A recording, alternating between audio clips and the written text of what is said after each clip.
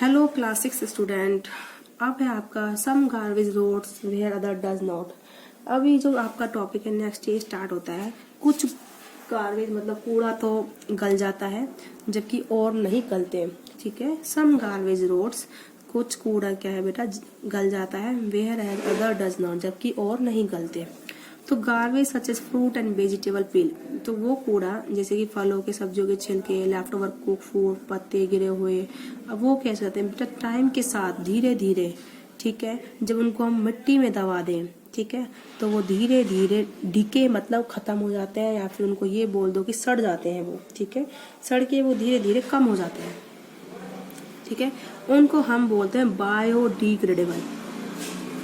ठीक है, बायोडिग्रेडेबल क्या होता है बेटा, जिनको हम मिट्टी में दबाएं और वो धीरे धीरे सड़ जाए, गल जाए, ऐसे सड़ गल के मिट्टी में ही मिल जाए, मिट्टी ही बन जाए उनकी, तो उनको हम बोलते हैं बायोडिग्रेडेबल सब्सटेंस। या फिर ये जो छिलके वगैरह है सब्जियों के बचा हुआ खाना, ये इसका ऐसा होता है बेटा बायोडिग्रेडेबल होता है। Actually when fruit and vegetables peels left over, जब भी कितने छिलके वगैरह हैं, बचे हुए फल होते हैं, कई बार फल भी सड़ जाते हैं, तो पेड़ पौधे वगैरह हम उनको मिट्टी में दबा देते हैं। Are buried in soil, they are decompose by the micro organism. Micro मतलब बहुत छोटा, ठीक है, ऑर्गेनिज्म मतलब कीटाणु वगैरह होते हैं, जो मतलब जो लिविंग होते हैं, जो जिंदा होते हैं। मतलब प्लास्टिक तो जैसे सांस नहीं लेती, लिविंग जो सांस लेते हैं और ये सब काम करते हैं, ठीक है, बहुत छोटे छोटे होते हैं वो, उनको बोलते हैं माइक्रो ऑर्गेनिज्म, टिनी ऑर्गेनिज्म, या फिर वो प्रेजेंट होते हैं सॉइल में। ठीक है, टू फॉर्म हार्मलेस सब्सटेंस, मतलब जो हार्म नहीं करते उन सब्सटेंसों को ये बनाते हैं। तो ये काम क्या बता रहे हैं बेटा, जब भी हम किसी भी फ्रूट है, गला हुआ छिलके वगैरह है, पत्ते वगैरह है, अगर हम उनको गड्ढों में दबा दें तो माइक्रो ऑर्गेनिज्म उनको क्या करते हैं, धीरे धीरे सड़ा देते हैं, गला देते हैं और उसको खत्म कर देते हैं। तो वो हार्मलेस सब्सटेंस में उनको कन्वर्ट कर देते हैं। ये काम कौन करता है, माइक्रो ऑर्गेनिज्म। ठीक है, जबकि जैसे कि प्लास्टिक है, ग्लास बोटल्स हैं, मेटल के आर्टिकल्स हैं, ठीक है, डू नॉट रोट, वो गलते नहीं है। व्हेन ब्यूरिड इन सॉइल, जब हम उनको मिट्टी में दबाएं सॉरी। तो आगे है बेटा, जैसे कि प्लास्टिक की बैग, बोतल, गिलास, मेटल के आर्टिकल, जब हम उनको मिट्टी में दबाएंगे तो वो गलेंगे, सड़ेंगे नहीं।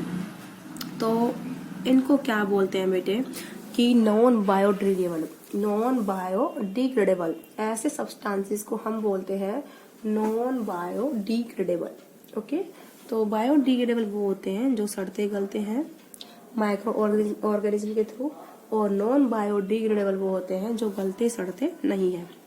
ठीक है, तो part of garbage which can rot और डिकम्पोज इन नेचर, जो डिकम्पोज हो जाता है नेचर में हार्मलेस सब्सटेंस में, तो उसको हम क्या बोलते हैं बेटा, बायोडिग्रेडेबल। और जो नहीं होता उसको हम क्या बोलते हैं, नॉन बायोडिग्रेडेबल। जितने भी गार्बेज है, plant, fruits, vegetable, pickles, leave, paper, cotton, jute, ये सब क्या है, एनिमल्स। जैसे कि जो एनिमल से कौन कौन सा मिलता है, वुल, गर्म कपड़े होते हैं ना, ऊन वगैरह, वो एनिमल से मिलती है। सिल्क, लेदर, काउडंग, ये सब क्या ये एनिमल से मिलता है। लेदर, काउडंग, सिल्क, ये सब बायोडिग्रेडेबल है। काउडंग मतलब जो गाँव में बोलते हैं ना गोबर, ठीक है, उसको हिंदी में बोलते हैं, इंग्लिश में काउडंग बोलते हैं। ये सिल्क भी, लेदर भी और वुल भी, ये हमें एनिमल से मिलता है। ये सब बायोडिग्रेडेबल है। ठीक है, बायोडिग्रेडेबल का दूसरा नाम है ऑर्गेनिक वेस्ट, मतलब जो लिविंग थिंग्स से मिलता है उनको हम बोलते हैं ऑर्गेनिक थिंग्स। जैसे देखो पेड़ पौधों से पत्ते, पेड़ पौधे जिंदा होते हैं, वो भी सांस लेते हैं, तो उनसे जो मिलते हैं वो भी कैसे है बेटा, जैसे फल वगैरह है, ये लिविंग ऑर्गेनिज्म है। ठीक है, और ये पेपर वगैरह है, ये भी पेड़ पौधों से मिलता है, तो ये भी लिविंग ऑर्गेनिज्म आ गया। ठीक है, और जैसे सिल्क, लेदर, काउडंग, वुल, ये भी एनिमल से मिलता है, तो लिविंग ऑब्जेक्ट से मिलता है ना, तो इनको हम बोलते हैं ऑर्गेनिक वेस्ट। जो मतलब लिविंग चीजों से मिलता है। ये बात आपको समझ में आई? ऑर्गेनिक वेस्ट बोलते हैं इनको। On the other hand the part of garbage does not rot in nature is called non biodegradable. जो पार्ट डिकम्पोज नहीं होता नेचर में उसको हम क्या बोलते हैं बेटा? Non biodegradable.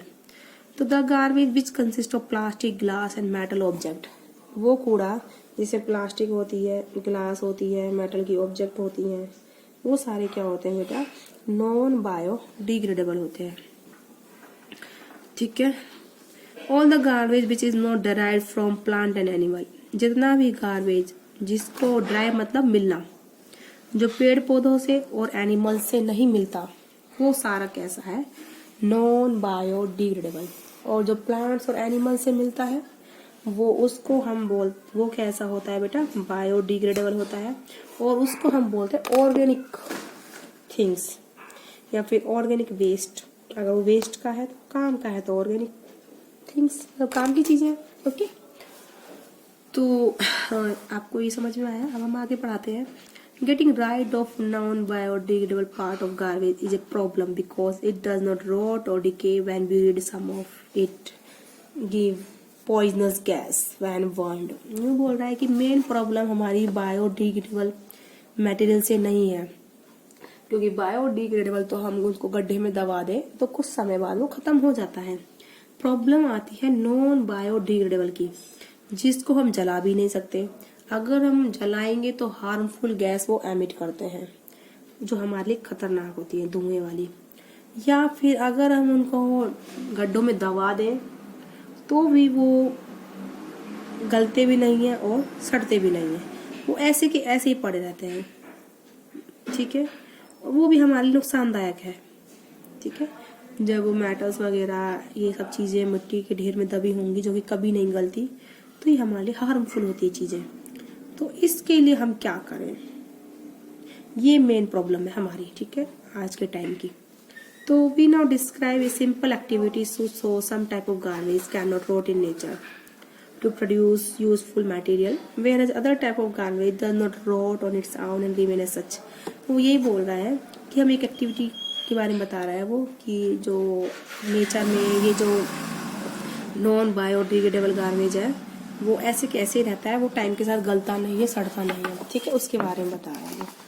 काफी एक्टिविटीज के लिए आप एक्टिविटी क्या करो, देखो आप मिट्टी में दबा दो। एक तो आप क्या दबाओ, फलों के छिलके या फिर सब्जियों के छिलके या बचा हुआ खाना, उसको आप एक पेपर में बांध के और मिट्टी में दबा दो गहरे गड्ढे में। फिर उसको आप 2-3 महीने बाद देखना। ठीक है, तो वो गल जाएगा, सड़ जाएगा। लेकिन आप एक प्लास्टिक बैग लेना, ठीक है, या फिर टूटे हुए खिलौने, सिंथेटिक कपड़े, ग्लास के टुकड़े, उनको फिर दबाना मिट्टी के ढेर में। 1 महीने बाद देखना, वो सब तो एज इट इज पाएंगे। ये प्लास्टिक के टुकड़े हैं, सिंथेटिक क्लॉथ है, टूटा हुआ ग्लास है, ये तो एज इट इज पाएंगे। लेकिन जो आपने ये जो छिलके वगैरह दबाए थे ये गल सड़ जाएंगे कुछ दिनों बाद। ठीक है, तो ये डिफरेंस है इनमें। तो in some city and town the municipality provide separate dustbin for collecting the 2 type of garbage. हमें ज्यादातर जो शहरों में है 2 डस्टबिन बने होते हैं।